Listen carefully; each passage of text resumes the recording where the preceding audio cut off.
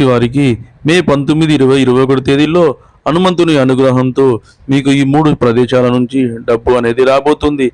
అది ఎక్కడి నుంచి వస్తుందో ఏంటో తెలిస్తే మీరు ఖచ్చితంగా ఆశ్చర్యపోతారు. కాబట్టి సింహరాశి వారు ఎన్ని పనుల్లో ఉన్నా సరే మీరు ఈ వీడియోని ఎక్కడ కూడా మిస్ చేసుకోకుండా స్త్రీ వశీకరణం కానీ పురుష వశీకరణం, ఈ 2 వశీకరణాలు స్త్రీ కానీ పురుషుడు కానీ వర్తిస్తాయి.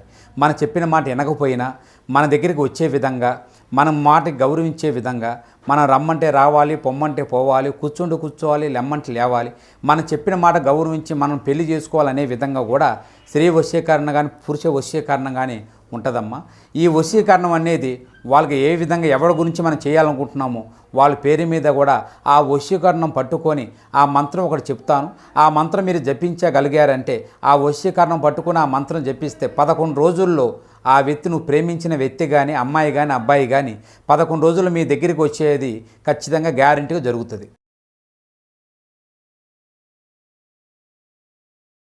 చివరి వరకు వినండి.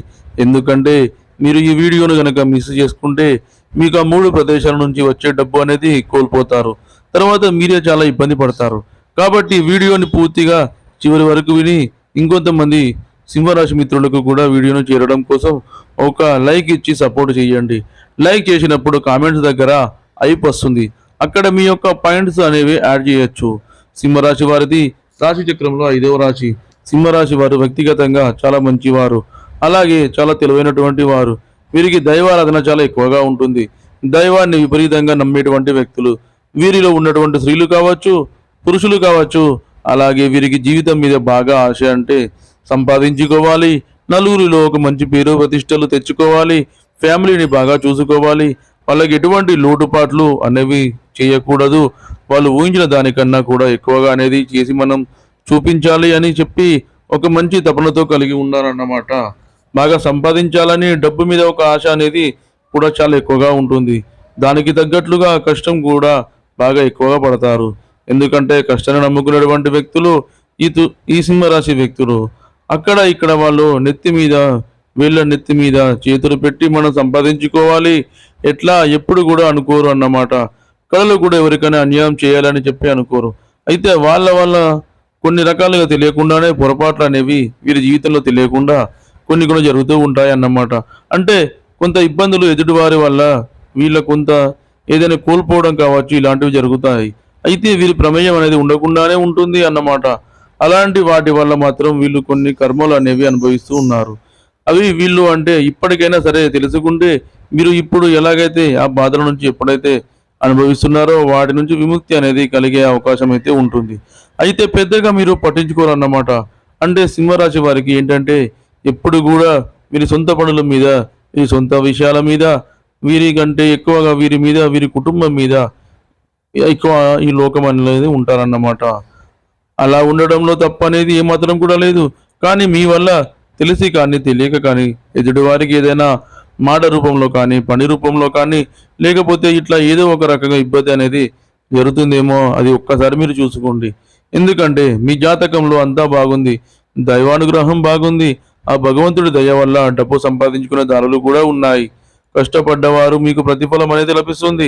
కానీ కొన్ని కర్మలు అనేటివి ఏంటంటే మీరు తెలిసి తెలియక చేసేటువంటి పొరపాట్ల వల్ల తెలిసి మీరు ఎవరికైతే అన్యాయం చేయరు, కానీ తెలియకుండా మీ వల్ల జరుగుతుందా పొరపాట్లు అనేవి. అంటే నిప్పు తెలిసి పట్టుకున్నా కాలుద్ది, తెలియక పట్టుకున్న కాలుద్ది. అలాగే మనం చేసేటువంటి పాపాలు ఏవైతే ఉంటాయో మనం తెలిసి చేసినా తెలియక చేసిన పాపం అనేది మనల్ని వెంటాడుతుంది. కాబట్టి ఆ కర్మ నుంచి మనం తప్పించుకోలేం. కాబట్టి మీరు కాస్త కొన్ని విషయాల్లో జాగ్రత్తగా ఉండాలి. అంటే ఎదుటి వారిలో మాట్లాడే విషయంలో కానీ, లేకపోతే ఎదుటి వారికి ఏదన్నా సలహా ఇచ్చే విషయంలో కానివ్వండి, లేదా వాళ్ళ జీవితాల మీద ఏదన్నా ఒక మాట అనేది చూపించే విధంగా కానివ్వండి.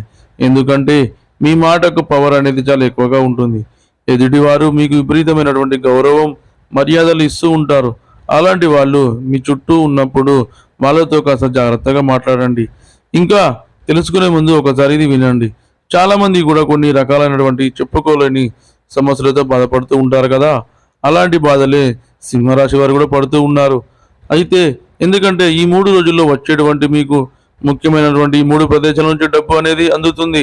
ఎందుకంటే ఆ డబ్బు అనేది ఇప్పుడు మీకు చాలా అవసరము. ఆ డబ్బు కోసం మీరు ఎదురు చూస్తున్నారు. కాబట్టి ఇప్పుడు ఇలాంటి పరిస్థితుల్లో మీకు ఆ డబ్బు అందడం అనేది ఖచ్చితంగా మీకంటే కరెక్ట్గా రావడానికి రాయాల్సినటువంటి సమయం అన్నమాట. ఆ భగవంతుడు మీ మీద ఉన్నటువంటి అనుగ్రహంతో ఆయనే స్వయంగా ఆ ధనాన్ని మీ చేతికి అందేలా చేస్తున్నాడని చెప్పుకోవచ్చు. ఎందుకంటే మీకు ఇప్పుడు ఇక్కడి నుంచి మాత్రం డబ్బులు మీరు మిస్ చేసుకున్నారంటే మాత్రం మళ్ళీ మీరు చాలా ఇబ్బందుల్లోకి వెళ్ళిపోతారు. చాలామంది ఏంటంటే ధనాన్ని నిర్లక్ష్యం చేస్తూ ఉంటారన్నమాట.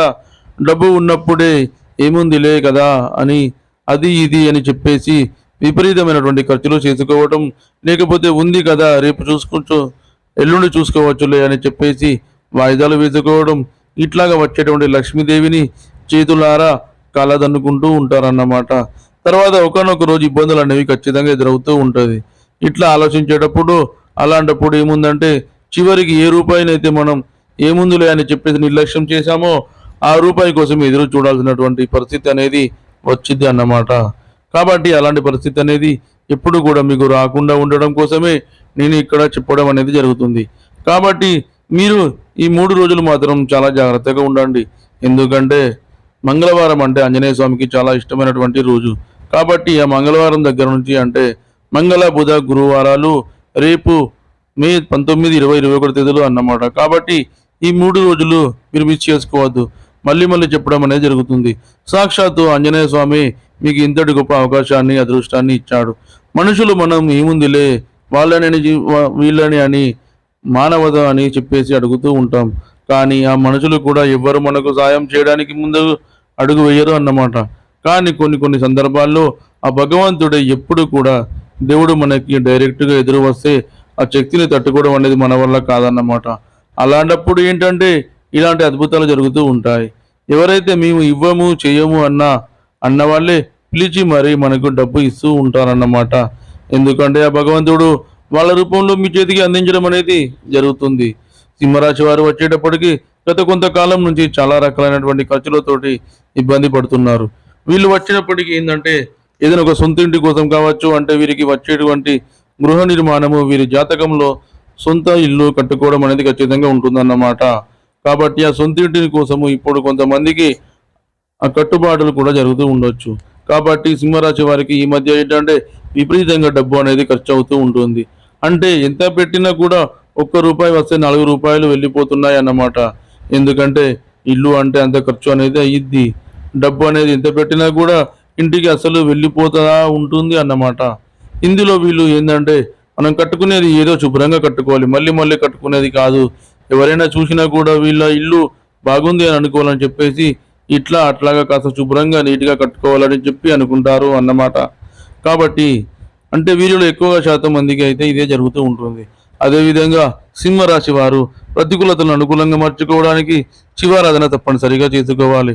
విష్ణు ఆరాధన మీకు మేలు చేస్తుంది. అలాగే హనుమాన్ చాలీసాను పఠించండి. అదేవిధంగా మీకు తోచినంతలో అనాథలకు, అభాగ్యులకు, పేదవారికి దాన ధర్మాలు చేయండి.